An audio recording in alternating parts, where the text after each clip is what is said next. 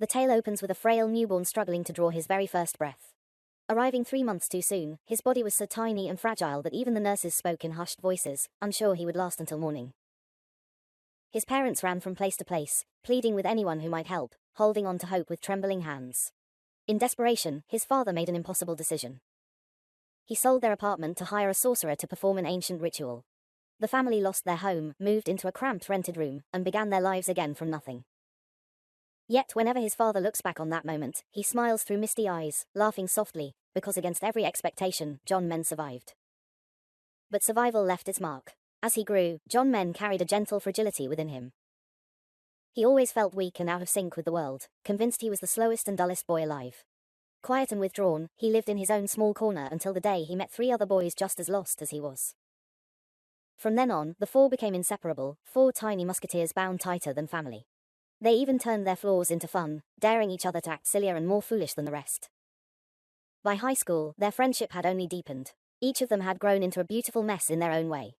Trong was the golden prodigy, always ranked first, dreaming of becoming president one day. But beneath his brilliance was a dramatic soul, one small dip in grades and he'd mourn like the world was ending. Unlike most top students, he could fight too, which kept trouble far away. Another friend despised studying so much that he mastered the art of sleeping with his eyes open, calling it entering nirvana. His mother, a nun, hoped he would carry on the family's Buddhist path, while he only wished for uninterrupted naps. Then there was John Men, neither outstanding in school nor sports, not particularly handsome, at least in his own eyes. He called himself painfully average, yet somehow everyone adored him. Girls, aunties, even children found him charming, warm, and funny. He believed it was his silly grin, and deep down, he dreamed of becoming a legendary DJ. Lastly came the giant sweetheart, Du Chen. Once a hopeful basketball star, an injury shattered that dream, and seemingly knocked something loose in his head as well. He constantly complained that his parents refused to let him adopt B, which turned out to be a full-grown cow. One afternoon, John Men took the group to his small DJ studio. While Bok and Tae Trong wandered around lazily, John Men suddenly felt something stir within him. Since childhood, he had believed he possessed perfect pitch. Pure fantasy, perhaps, but belief has power. That day, he boldly announced he would follow John Men and become an artist too. When he told his parents, they kicked him out within minutes. He spent an entire month living on the rooftop of a 2-story house, sleeping among trunks and tarps, until his parents finally gave in. Only then did his true journey into music finally begin. From that moment on, he and John Men began dreaming of standing side by side on the giant stages of EDM festivals, lights blazing and crowds roaring. Reality, however, was far less glamorous. Their first stage was still the rooftop. Just when everything felt right, fate intervened. John Min's family announced they were moving to New Zealand. After graduation, the group would be torn apart. They had never taken a real trip together, not even a proper school outing. Their final chance nearly vanished before it began. 2 days before the planned trip, John Men was jumped by a gang of thugs. As fear peaked, Tae Trong burst in like a storm, taking on the group alone. John Men grabbed one attacker to help him. Soon, Du Jen and Bok rushed in, but in the chaos, they accidentally struck Tae Trong instead. The school punished all of them, banning them from the field trip entirely.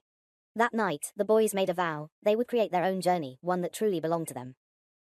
Their dream destination was Thailand, where their beloved tightrope walking idols were performing. But reality hit hard. They were broke, and none of their parents would allow him to travel overseas. Just when everything seemed hopeless, Trong stepped forward. "This is the last gift I'll give you guys," he said softly. "If you sleep only 3 hours a day, you can do anything." And he proved it. He scored a perfect result on his university entrance exam. De Chen insisted he must have guessed, but Trong only smirked, determined to show the world that the boy once called an idiot could shine brighter than anyone else. His parents celebrated as if they had struck gold. A massive feast was prepared, relatives invited, and Tae Trong's father proudly announced he had slaughtered an entire cow for the occasion. De Chen wept quietly for his beloved B. During the celebration, Tae Trong's father promised his son any reward he wanted. Without hesitation, Trong asked for a trip to Thailand with his friends. His father hesitated. 4 boys alone in a foreign country felt risky. "Maybe next time," he said gently. But next time was the phrase the boys feared most. Jun Min's eyes burned with tears. Trong's voice trembled as he tried to explain, because deep down, they all knew this was their last chance to protect the youth they had built together before life pulled them apart.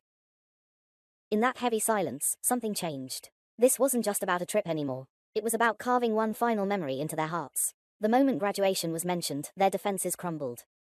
They stopped thinking about success or the future. All they wanted was one beautiful memory before the world scattered them in different directions. And then all four boys broke down, crying together, loud, messy, unrestrained, like they were trying to stop time with their tears. No one expected what came next. Jun Min's mother stepped forward, her voice shaking. She said she would pay for the entire trip. She thanked the boys, saying her son had survived, grown strong, and lived happily because of their friendship. This was her way of giving back that miracle. The boys exploded with joy, shouting and running around like children handed the world at last. Soon, the long-awaited day arrived. The four of them boarded the bus to the airport, buzzing with excitement.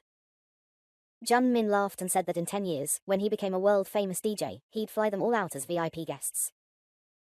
They laughed and dreamed, convinced nothing could ever stand in their way. But life rarely follows the stories we imagine. On the highway, the bus suddenly stopped at a small forest rest station. Out of nowhere, Bok clutched his stomach and dashed for the restroom. Minutes dragged on endlessly. When he finally came back, the bus was gone, and so was their flight. In a single careless moment, their long-awaited trip vanished. They told each other there would be a next time. But before that next time could arrive, Jun Min's family moved overseas. 10 years slipped by. The once inseparable group slowly drifted apart, each pulled into a different life. Trong became the secretary to a National Assembly member, buried in speeches, schedules, and the chaos of serving a boss who loved pretending to go on hunger strikes for public sympathy. Behind the scenes, staff secretly slipped the man energy bars. He would refuse at first, playing the noble martyr, but eventually give in. When he tried to sneak one away, Trong calmly tossed it into the trash. "Please don't," he said. "It's disrespectful to the commissioner. Better he grows weak than the public loses trust." The commissioner dramatically agreed, vowing he would faint before eating. Yet moments later, his eyes kept drifting back to the snack in the trash, swallowing his hunger with theatrical restraint. Meanwhile, Bok had become a tattoo artist working inside the temple where his mother practiced. She still hoped he would embrace the Buddhist path, but Bok believed his fate lay with ink and needles, not bells and chanting. He wasn't ready to abandon worldly desires, at least, not yet. As for Dogen, the freest and most childlike among them, life had not been kind. He suffered a mental breakdown. Though doctors insisted he was improving, Trong and Bok saw the truth in his hollow stare. The trauma had left his memory delicate and his emotions unstable. Still, the doctor approved his release, confident that medication and rest would keep him steady. Trong immediately planned a small reunion meal for the day Dogen was discharged. That very morning, a news broadcast froze time itself. Jun Min, now known across Indochina as a legendary DJ, had announced his final tour in Thailand. One last performance before retirement. Those familiar beats stirred memories that had slept for a decade. As if drawn by fate, Trong and Dogen met again at their old barbecue spot. Before they could even sit down, Dogen excitedly tried calling Jun Min, but Trong stopped him. It was midnight in New Zealand. As they ate, a bald figure appeared at the entrance. It was Bok, or rather, Monk Bok. His mother had shaved his head and forced him into monk training. He was now practicing alms begging and would officially be ordained the following month. The sight of a monk standing in a smoke-filled barbecue restaurant stunned everyone inside. No one knew whether to bow or offer him more pork belly. Bok simply picked up his chopsticks. "I haven't completely let go of earthly cravings yet," he said calmly as he ate. And then a young woman appeared, bright-eyed and determined, N.A. Lin, the girl who had adored Trong since high school. He always brushed her off as a background character in someone else's romance, but she never once gave up. She was here tonight only after begging Bok's mother for his whereabouts. Back then, she had been close to Trong's little sister. One day, she was cornered by bullies, and Tae Trong happened to see it. He didn't raise a fist. He simply warned them in a calm voice, and they scattered like frightened mice. "The next time they bother you," he told her gently, "just say you're my girlfriend." From that single sentence, she chose her future. She began visiting his house daily, doing chores, asking for snacks, lingering longer each time. Before long, Trong's mother affectionately called her, "my daughter-in-law." Eventually, Trong chased her away, telling her to focus on her studies. But N.A. Lin only grew more determined. She vowed to work hard, enter university, and one day win him over. She never made it to university, but she never stopped chasing him either. That night, she sat beside him, glowing with the same stubborn resolve. Trong sighed softly and told her she had the ability, but not the fate. Then he turned to Dogen and asked if he had any wishes. Without hesitation, Dogen whispered, "I want to go to Thailand, to finish the trip we never took." Trong immediately shook his head, citing Dogen's unstable condition. Traveling was too risky. No matter how much Dogen pleaded, the answer stayed the same. His shoulders sagged, disappointment swallowing the joy he'd felt moments earlier. Later that night, he tried calling Jun Min again. For the first time, Jun Min said he was busy. Dogen sat silently, eyes unfocused, as memories flickered like broken film. His parents throwing him out. Sleeping alone on the rooftop of a 2-story house. And yet, those nights became the happiest memories of their youth. Even when he was kicked out, he was never truly alone. Every evening, the four boys gathered under dim rooftop lights, laughing, arguing, comforting, and healing each other in their own messy way. Bok would sneak out from his mother's temple, still smelling faintly of incense. Trong arrived carrying stacks of textbooks, determined not to fall behind. And Jun Min, ever the reckless spark, created chaos so ridiculous that all of them forgot their worries. Together, they transformed that lonely rooftop into a loud, warm sanctuary. One night, after working late, Trong dragged his exhausted body home only to find Monk Bok sprawled on his sofa, arms crossed as if he owned the place. Moments later, Do-gen stepped out of the bathroom, completely at ease. They hadn't come with permission, but they had come with purpose. The three sat talking about everything and nothing until the conversation circled back to the same longing that had haunted them for 10 years. Do-gen's voice trembled as he spoke of his shattered youth, the medication, the confusion, the dreams he could barely remember, and the trip that never happened. Now that I'm getting better, he whispered, eyes shimmering, can't we go? Just for a few days. Silence filled the room. Then, slowly, reluctantly, Trong nodded. Bok clapped his hands. If we're doing this, we're doing it the old way. Let's be the dumbest guys in Korea again.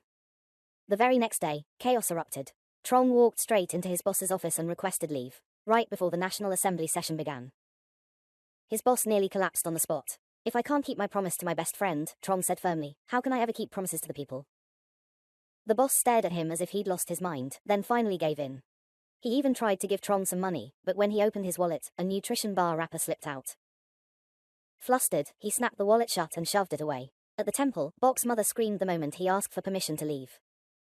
When pleading failed, he raised his voice dramatically. If you don't let me go, I'll believe in Jesus.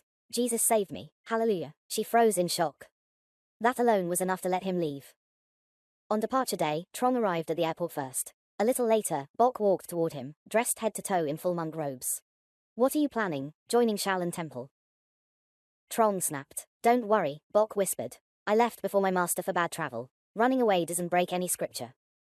Then Do-gen appeared, dragging several suitcases with a manic grin. He had packed all of Jun Min's clothes, and even a life-sized mannequin dressed exactly like him.